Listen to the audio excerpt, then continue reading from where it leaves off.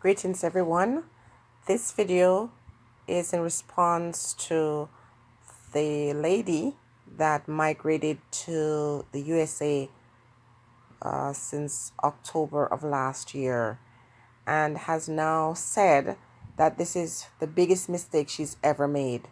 She met a man who came to Jamaica, and this man presented himself as someone who was a doctor in the States, and had a real nice life. And he found her also as a career person who was going through medical school but was also working in the hospital part-time.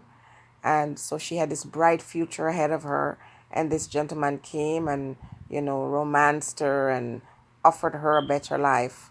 And when she migrated to the USA, she found out that he was close to being homeless, and he was not working. Of course, that this career that he claimed was a make-believe career.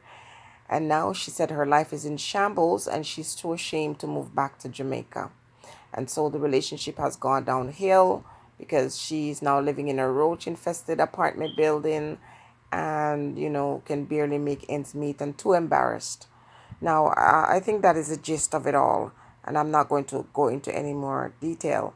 But she talks about her husband being very nasty. He doesn't like to bathe. He doesn't like to brush his teeth. And the things that really turn her off, the type of man that she never would have gotten involved with if she had known. And here it is. Here they are at this crossroad. Now, it's a long story, and I had told you that I would about it on my channel. And so I'm not going to go into too many details. I think they have enough. But the message I have for you is this. When you get to the point where you're prepared to deal with abuse, or you're prepared to be so miserable, so unhappy, and be ashamed to go back home, I don't understand that.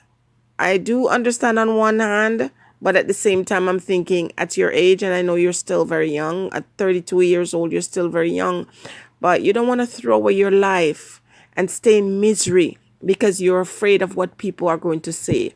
People were saying things even when it seemed like you were about to get a better life. So if they say something because things didn't turn out the way you planned, don't use that as your excuse to stay and suffer.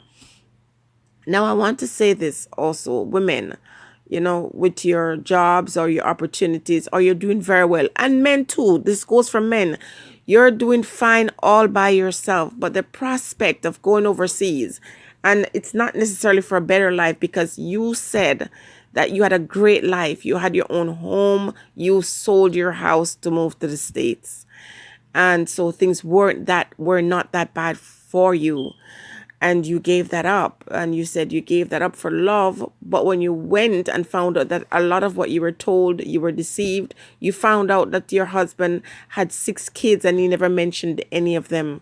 Now that is reason enough to say, I signed up for one thing, and what I have now I don't want.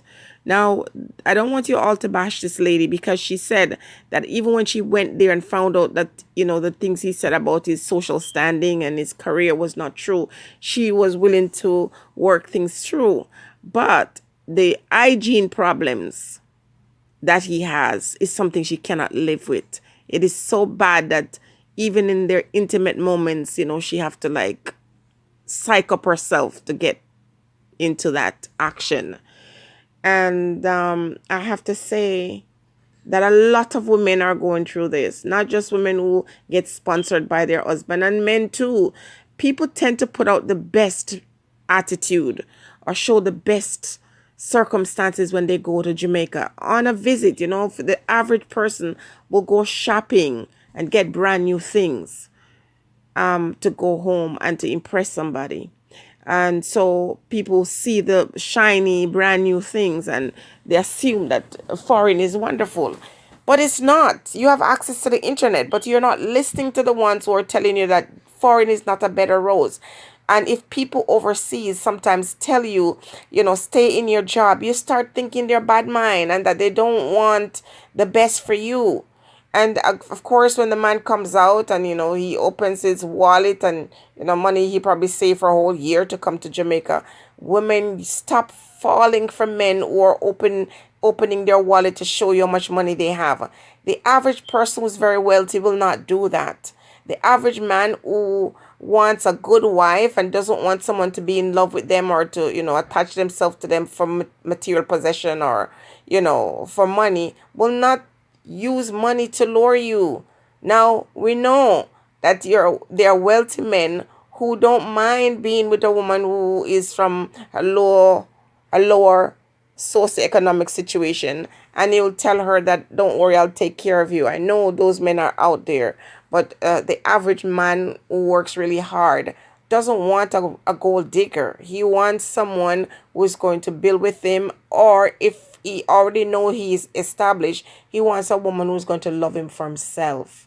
So when the guy starts showing you all these things and telling you about all his assets and stuff, you have to realize that something is off. Now that you're there and you're living with a man that has terrible hygiene, as you state, doesn't brush his teeth, doesn't, take care of all the necessary things he needs to take care of, and you're in it and you can't change him, because that's where it's unfortunate, where you can't say, well, okay, he probably didn't have good hygiene.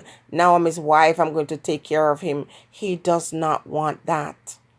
And so for the men who, if this fits you, if you're a man who, go home and pretend that you have all these things, and you're a man, you don't like to bathe and you don't like to brush your teeth, and it's a very big problem, because I've heard so many women complain about being in relationship with nice guys that they would want to spend the rest of their days with, but he just has poor hygiene.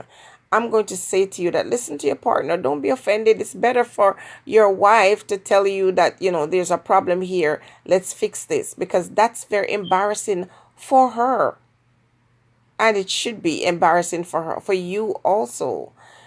But when the woman makes the effort to help you in this area, you're not listening, she shouldn't have to really put up with this thing. It's a sad story when I hear about it. And it's embarrassing for everybody involved. But for the man who is now saying, you used me to come to America, and if you ever try to leave me, what I'm going to do. Because this is what the lady is hearing from this man. And that's one of the reasons why she's afraid to leave. So she does not want to go back to Jamaica because she's too embarrassed to return to people that her marriage failed. But then she's afraid to leave him because of what he says is going to happen if she does. Now, there's a lot of people in age gap marriage, as they refer to it, and this situation is one of them. And in some cases, relationships will work out. It's just about the individual process. But everybody who is in any kind of relationship have to know that it requires work, lots of hard work and compromise, and the ability to say, okay, this is what we saw in each other, this is what we intended this relationship to become, and you still have the chance to fix it, to work it out. Those of you who are just trying to get the opportunity to go overseas and think that when you get there, you're just going to be able to up and leave, that should be your right, but that's not always the case. And so I'm imploring both men and women, when you see people come home to Jamaica or Africa or wherever you are in the world, and they live in the diaspora, and they come home and everything seems peachy and rosy, don't assume anything. Don't tell yourself that you're going to go and you're going to go ahead and move ahead as you want to, or move out when you feel like. Even though that is your right, you might be dealing with a monster who is not going to allow that. And everything looks peachy and look rosy when they come home to visit, and realize that sometimes that is just an illusion. That's just a camouflage. In this case, it turns out that these two persons are from two socioeconomic situations, and these individuals have different value and morals, and in this case, different hygiene. And so when you get to that space, you realize that it's not what you thought it would have been, and the honeymoon ends, and life now is threatened. I suggest you really sit down and talk to your husband. And if you find he's not someone that is a person you can communicate with, you have a decision to make. It's about life and death at this point. It's not about feeling ashamed or, regret. It's too late to be worried about regret at this time. You just have to make sure what is best for you and to take care of that. Stay blessed, everybody. Be careful.